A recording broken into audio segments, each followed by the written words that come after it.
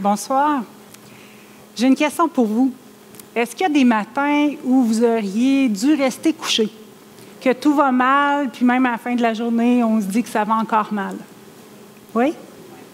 Bien, moi, je vais vous dire que depuis l'automne dernier, je me dis ça tous les matins. Puis faites-vous-en pas, ça va très bien dans ma vie, l'entreprise va bien, mes enfants vont bien. C'est plutôt les nouvelles qui me bouleversent un peu. En fait, vous savez que les nouvelles ne sont pas bonnes pour la région depuis l'automne dernier. Et je vais vous dire que si j'avais pu me transformer en ours, puis hiberner, j'aurais bien apprécié. Par contre, j'aurais eu tout un choc en me réveillant au printemps. Mais le comble, c'est les nouvelles du 29 janvier, quand le Conseil du patronat veut favoriser l'exode rural. Mais c'est un cauchemar! C'était un cauchemar pour moi, parce que maintenant, entrepreneur, le Conseil du patronat, je pense qu'il nous représente, puis celui qui représente les entreprises pour favoriser un essor économique au Québec, je pense que les régions font encore partie du Québec, venait de nous dire qu'il fallait quitter les régions. Quand je suis arrivée en région en 99, je vais vous dire que les statistiques n'étaient pas reluisantes. Et on a travaillé très fort au cours des dernières années pour faire augmenter le sol migratoire, qui est encore positif cette année. Alors, bravo, l'Abitibi-Témiscamingue, c'est encore positif. Mais là, bon, le gouvernement, c'est une chose. Écoutez, après 4 ans, on peut changer, mais le Conseil du patronat, c'est inquiétant. Vous savez, la région, c'est un système vivant. Les structures se désorganisent, bien sûr, mais on peut se réorganiser aussi. Alors, comment essayer de prendre le contrôle de la situation? Vous savez, dans le mot « crise » en chinois, il y a deux symboles, un qui signifie le danger et l'autre qui signifie les opportunités. Donc, dans la crise, il y a quand même 2 choses importantes. Oui, il y a le danger, mais il y a des opportunités, puis il y a des occasions qui peuvent se présenter pour mieux rebondir. Pourquoi les fourmis? C'est un peu étrange comme titre parce que je ne vous parlerai pas vraiment de la fourmi, je ne suis pas vraiment une biologiste. En fait, la fourmi, c'est un animal intelligent collectivement, mais qui est très bête individuellement. Vous savez, une fourmi toute seule qui s'en va, ce n'est pas l'animal le plus intelligent. Par contre, quand ils travaillent ensemble, ils peuvent bâtir de très grandes choses. Puis je ne sais pas, le gazon, chez vous, il n'y a peut-être pas de fourmis parce qu'il n'y a plus de gazon, mais les fourmis sont des grandes travaillantes. Donc, par contre, l'homme, à l'inverse, travaille plus individuellement. Ce que je vous invite, dans une profonde mutation comme on vit présentement, c'est de travailler comme les fourmis, puis de faire en sorte de faire passer les intérêts collectifs au-delà de vos intérêts personnels. Alors, pourquoi pas tenter le coup par une approche d'intelligence collective pour assurer notre développement? Il faut vraiment se donner des règles, puis c'est ce que je vais vous présenter ce soir. C'est sûr que je suis une cuisinière, puis je ne connais pas mon livre de recettes par cœur, fait que vous allez me permettre de regarder mes règles pour m'assurer de vous donner les bonnes.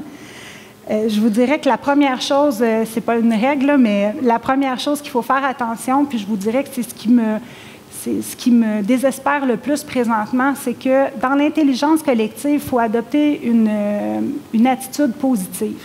Et vous savez, les médias sociaux, entre autres, parce que c'est instantané, nous permettent de commenter des choses. Et dans le fond, ce n'est pas une règle, c'est plutôt une prémisse à l'intelligence collective, mais il faut arrêter de saboter collectivement ce qu'on a présentement, mais plutôt adopter une position qui est collective, positive, collective, puis surtout de faire renverser la vapeur. Donc, utiliser les médias sociaux dans l'approche d'intelligence collective d'une façon positive, s'il vous plaît. Donc, je vous présente mes 7 règles. Ils sont basés, bien sûr, sur différentes recherches, mais on a travaillé récemment chez nous avec une personne qui développe le leadership collaboratif. Donc, on a eu des discussions, puis c'est ce que je vous présente ce soir parce que j'y crois profondément et j'espère que je vais vous convaincre de travailler dans cette optique-là. Donc, la règle numéro 1, ne pas attendre après le gouvernement. N'attendez pas après le gouvernement. Vous savez, la région est habituée de faire les choses autrement et c'est ce qu'il faut faire quand on fait de l'intelligence collective.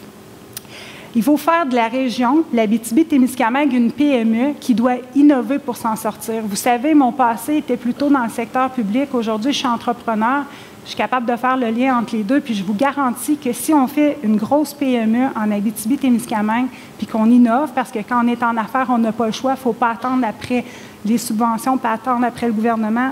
Au contraire, je vous dirais qu'on va être capable de s'en sortir, puis il faut surtout faire immerger le leadership de notre population. Pas attendre après les leaders officiels, mais ici, là, ce soir, puis j'en ai entendu depuis tantôt, il y a des leaders ici, puis c'est ceux-là qu'il faut qu'ils émergent. La règle numéro 2, se donner une vision commune et partager surtout, puis trouver qu'est-ce qui nous rallie ensemble, vers où on veut s'en aller. C'est super important. Vous savez, notre écosystème, notre région, c'est beaucoup plus large que des structures. Et ça, des fois, on l'oublie.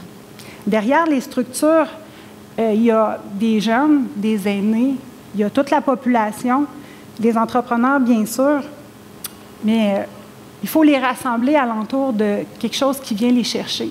Puis malheureusement, on le constate présentement, les structures, ce n'est pas ce qui les mobilise. Ils ne comprennent pas les impacts des actions qui sont en train de se prendre. Donc, je vous invite à aller chercher ces gens-là avec ce qui les anime le plus. Puis, en tout cas, il y en a qui ont des intérêts communs. Je pense qu'on peut aller très loin avec notre imagination. La règle numéro 3, dialoguer puis écouter. Vous savez qu'écouter, ce n'est pas nécessairement parler, mais écouter ce que les gens ont à dire. Vous savez, ce qui est le plus important dans l'intelligence collective, c'est que tout le monde est égal, puis tout le monde a des bonnes idées. La diversité des talents, c'est important. On est tous différents, puis c'est ce qui va faire qu'on va émerger comme région. Puis je vous dirais que ce qui est le plus important, puis pour ceux qui connaissent Julie Bourbonnais, je voulais la citer ce soir, il faut vraiment beaucoup de bienveillance. Il faut que tout ça se fasse dans un très grand respect et c'est important. Présentement, on se divise, puis ce n'est pas comme ça qu'on va être capable de passer au deuxième niveau. Règle numéro 4, croire en la capacité de chacun. Changer notre culture du management de contrôle.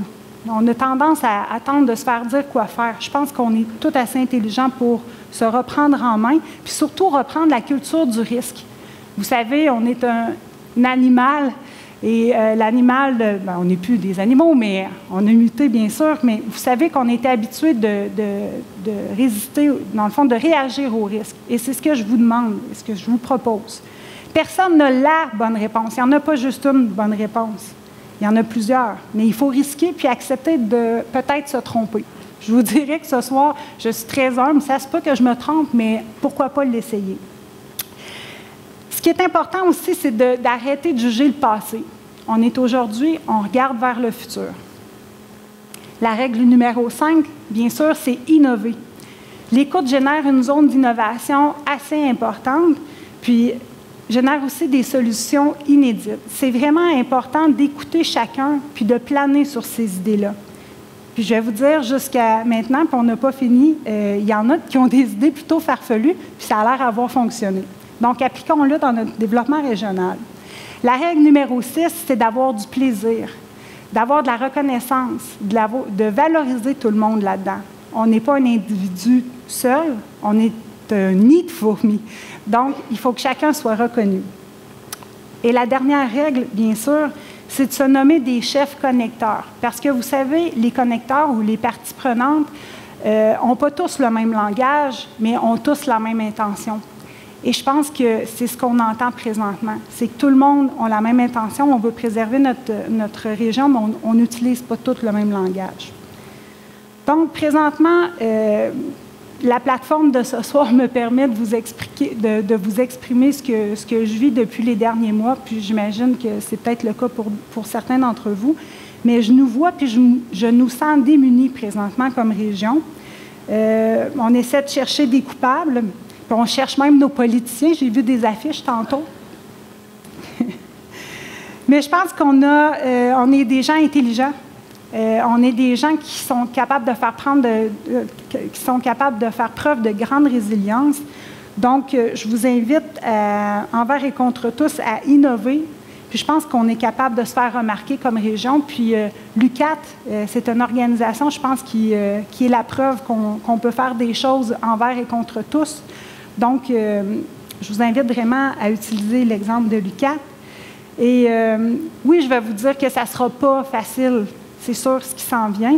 Par contre, je vous dirais qu'en se levant tous, puis en étant des leaders, on va retrousser nos manches, puis on va regarder vers l'avenir, puis on va faire comme les fourmis, on va travailler collectivement pour le développement de notre région, parce que moi, vous, nous aimons l'Abitibi-Témiscamingue plus que tout. Merci. Everybody get up.